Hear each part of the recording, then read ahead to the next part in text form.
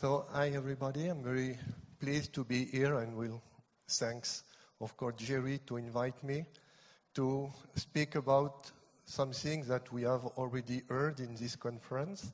It is problems of water coherence domains. As you all know, this hypothesis was brought about by Emilio Del Giudice.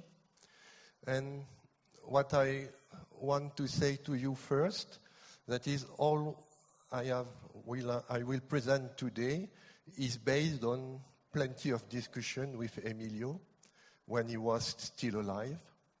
And I would like to share with you what was his conceptions.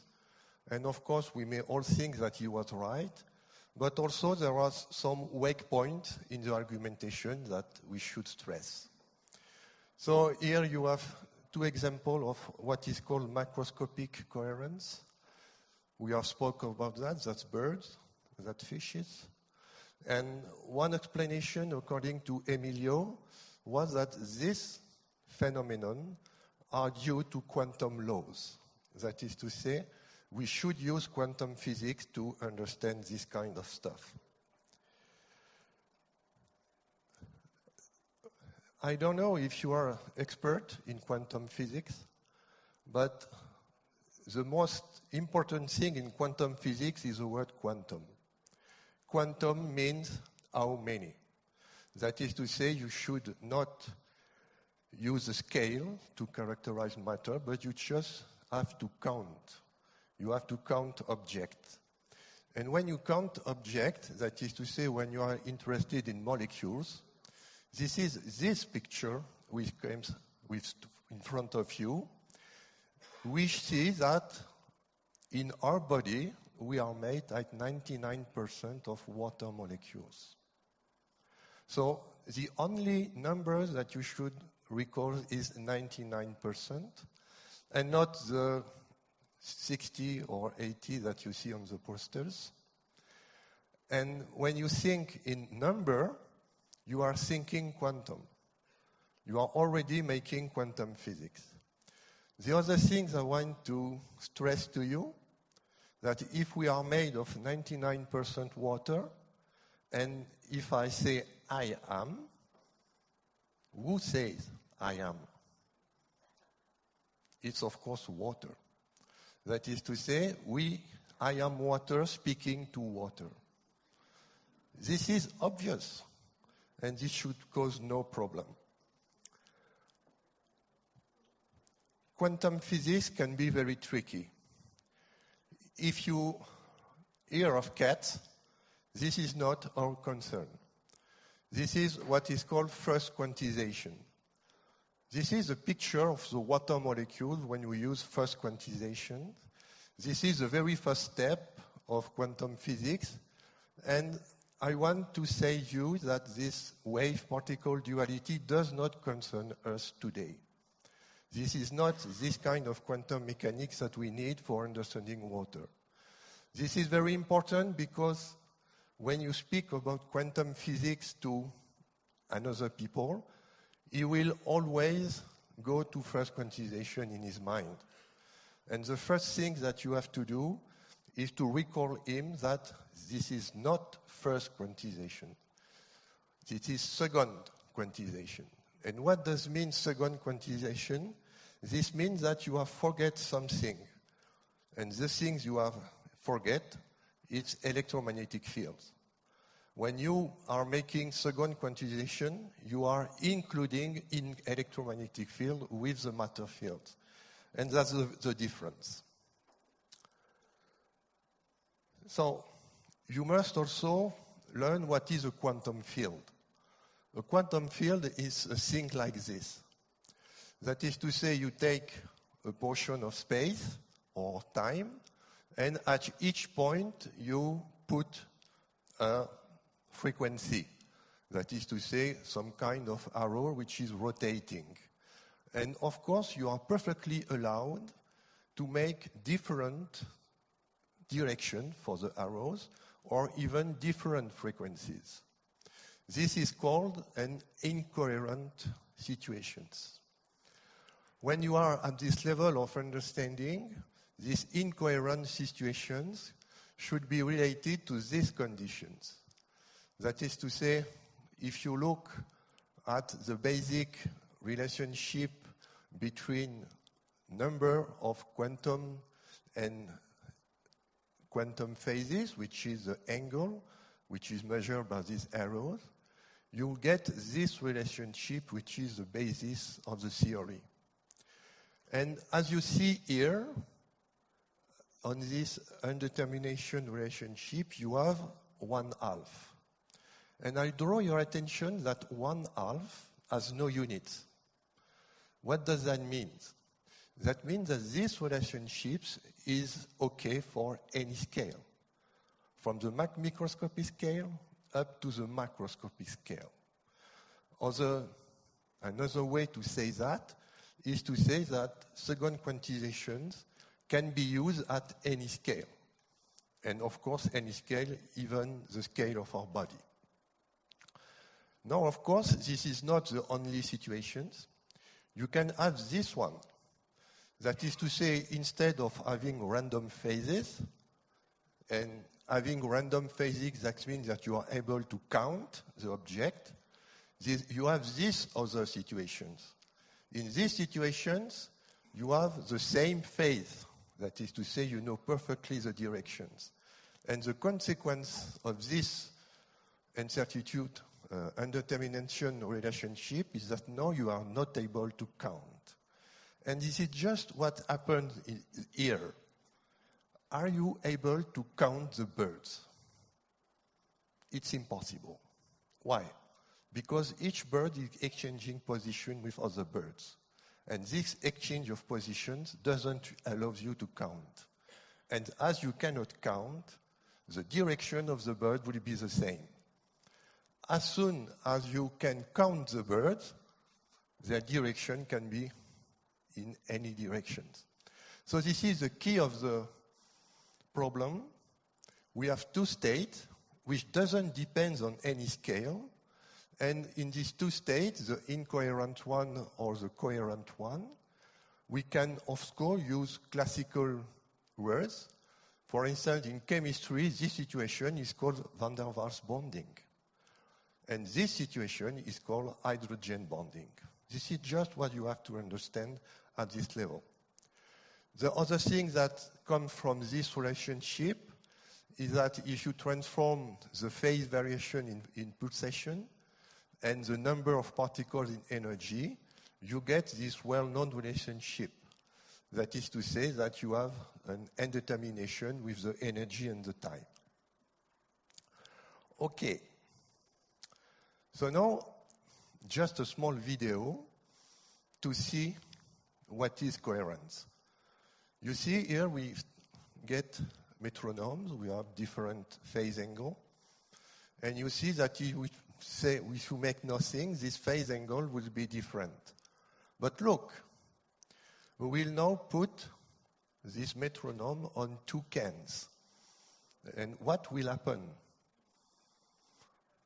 I'll just let you see. Self-organization, coherence. The only thing you have to do is to put on something which is able to have the same frequency as the metronomes. And this is the analogy. If you think of each metronome as a water molecule, if the direction of the stick is a quantum phase, if the support here is a vacuum, and here the cans is an electromagnetic field, you have a water coherence domain. There is no more than this. Okay, so what we learned is that water is made of molecules, of course, but it is also made of vacuums and photons. Sorry for Jerry, but this fourth phase of water, I have another name. I call it morphogenic water, because it's water which gives the shape. But you could use acid water if you wish. Okay. So now, a crucial point. This is an experiment which was published in Nature. You all know that's the most important journal in science. And look, You take just two perfect reflecting mirrors, and you just move one mirror relative to the other one. What you will get inside the mirror, knowing that you are in a pure vacuum, that is to say there is no matter, you will get photons. That is to say you will be able to take photons from the virtual state in the vacuum and make them real. This is called the dynamical Casimir effect. But if two mirrors are able to do that, you should be aware that water molecules are able to do that also. That is to say, they are able to see the vacuum and to take energy with a certain time scale. This is what is the vacuum. If you think that the vacuum is empty, you're maybe okay, but you are at the 19th century. Please recall that we are at the 21st century. So the vacuum is not empty. The vacuum, we know from physics, it is a black body. That is to say, it contains every kind of frequency.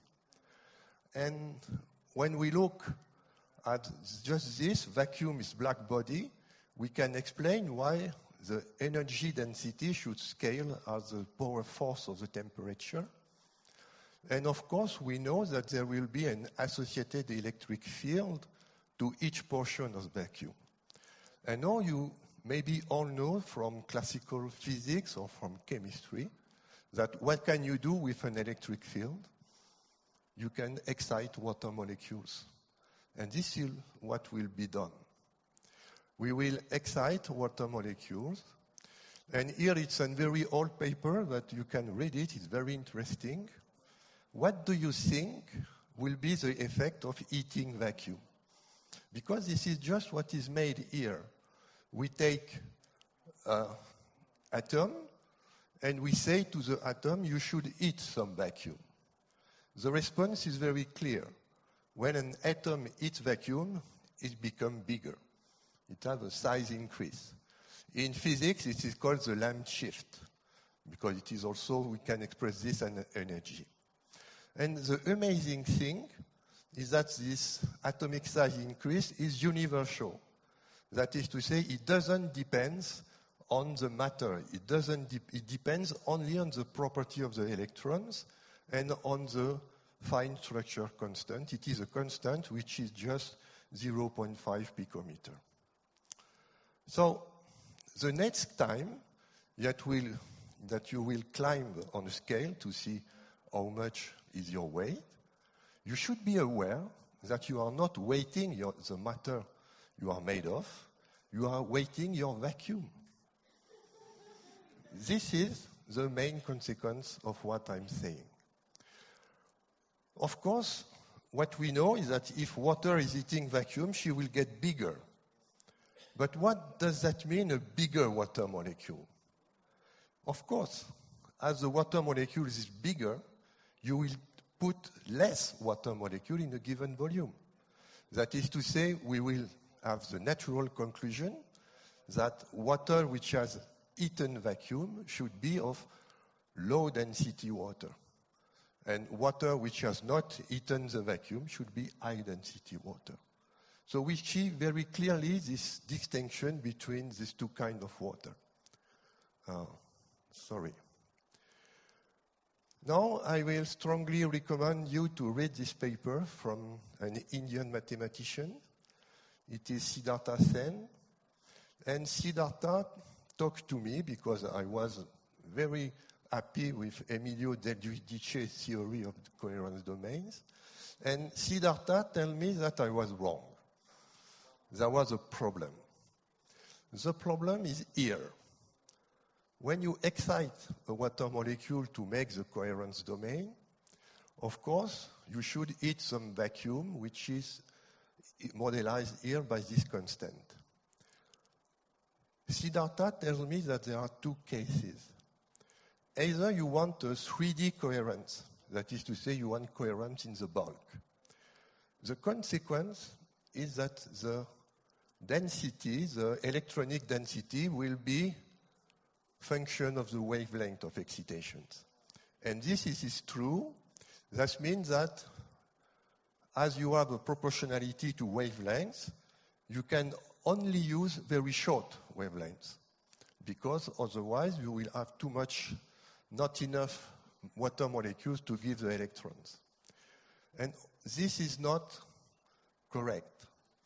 Why? Because you need to have enough water molecules to be ionized, and there is another case which is much more favorable. It is a case where you have 2D water coherence and not 3D. In this case, we can show that we have no more this wavelength dependent. You have just the temperature. And so this is a key point. If you have never seen coherence domain in your experiment in 3D, it is because they are unstable. You will not see them. But if you look at 2D structure, that is to say at interface, then you will see the coherence domain because now they can be formed. So what you should remember is that you need a 2D structure for making coherence. And of course, this makes sense, because what is a 2D structure? That is to say, you should have water and something to put water upon. You can have water in the bulk. And we can make the modelization, you can read the paper, and we see that we need just one monolayer of water molecule to get coherence. Okay, now we must choose an excitation level. Which one you will choose? As you can see, the water molecule is very complex. You have a lot of kind of excitation. The important point is that if you choose just one level, you will get one coherence domain. If you choose another excitation frequency, you will get another kind of coherence domain. Okay, the next thing that we learn in this theory is that we know that when we are in 2D structure, the best excitation is at 100 nanometer. This was clearly shown by Emilio Del Giudice. And that you excite in the UV, but you exchange photon in the infrared. So that means that every technique which uses infrared is a good technique for studying water coherence domain. The other point is when you look at incoherent and coherent water, of course there is a size change, but there is also a shape change. Incoherent water look like this, coherent water look like this. That is to say, the water change shape. And of course, this shape is well known because it's the shape which chemists use for explaining hydrogen bonding. And you can make the equivalence between hydrogen bonding and coherent water. Too fast. Now you may be a physicist. If you will be a physicist, what I've discussed until now is very simple. It is a Bose-Einstein condensate. That is to say that when you look at this coherence domain, you have coherence phase, and this phase, this coherence in phase, can be described by the language of superconductivity. And from the theory, we'll know the quasi-particle, which is associated to the hydrogen bonding. This is its mass. We know the excitation, the wavelengths of photons that are exchanged between water molecules. And you can apply classical physics of superconductivity, and you will see that you get a critical temperature of 270 Kelvin. And you all know this temperature. It's the temperature of ice formation. So we really see here that coherent water should be viewed as a Bose-Einstein condensate. Now, I was always amazed by everybody which is interested in water memory. They all speak about water memory. But my main point is that is water as a memory? How many bits can you put in water? Because bits measure information. And here is my answer. We'll take layers, up to 4 layers of water molecules around a chemical object, and from the vacuum you will make a grid on a surface of 2D water structures. And of course, the size of this grid will be given by the wavelength of the excitation. I take here the classical excitation at 100 nanometer. That means that I can have small volumes, which are 1 nanometer, up to 1 nanometer in size. That is to say that we have a surface of about 10,000 square nanometer. Now, of course, as you all know, I have this grid, so I can put 1 in this, for instance, in this place, and of course 0 at another place. 1 means that I have phase coherence. 0 means that I have no phase coherence. And as you all know, what is a succession of 0 and 1? That's just information. And we can compute the amount of information that we can put. Here I'm taking a cell, a karyotic cell, which has a surface of 500 micrometers. I use the lipidic bilayer for making the coherence domains. And I have the correspondence that 1 cell is about 10 kilobytes of memory for 1 cell. This is just a very simple computation. But now I ask you the question, how many cells have you in your body? It's very easy. You take the volume of 1 cell, you take your weight, I take here 100 kilograms. So you get the mass of a cell, and by making the ratio, you see that you have about 10 to the power 13 or 14 cells in your body. But if you have 10 kilobytes per cell, this means that you have a capacity of memorization of 300 petabytes. This is a huge amount. If you want to know what is 300 petabytes, you can just take a bandwidth for making video, and with this bandwidth, which corresponds to Blu-ray video, that is to say very good resolution video with very nice sound, with this amount of memory, you can store 17 centuries of your life. You have the capacity to hold 17th century of information in your body. So there is a huge amount of information that can be stored in this coherence domain. But there are more, because this is just a static view of water. We also have capillary circulation. And with capillary circulation, we know perfectly the linear flux of water. It's about 2 microns per second. But now, you have a total capillary area of 3,000 square meters. This means that each day, there are more than 600 of in English it's very difficult for me, 600,000 liters per day. But this is too much. What we will do is, we know that 1 bit is 10 to the power 4 cube nanometers.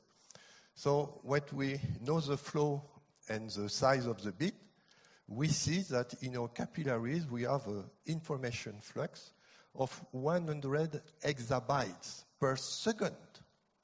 100 exabytes per second. What is 100 exabytes per second? I give you the mondial internet traffic. In 1 month, in last year, there was about 100 exabytes of information circulating around the world. In your body, in 1 second, you have this amount of information which is crossing you. This is this reason why the 21st century will be the information century. Because when you realize that, you see the importance of water.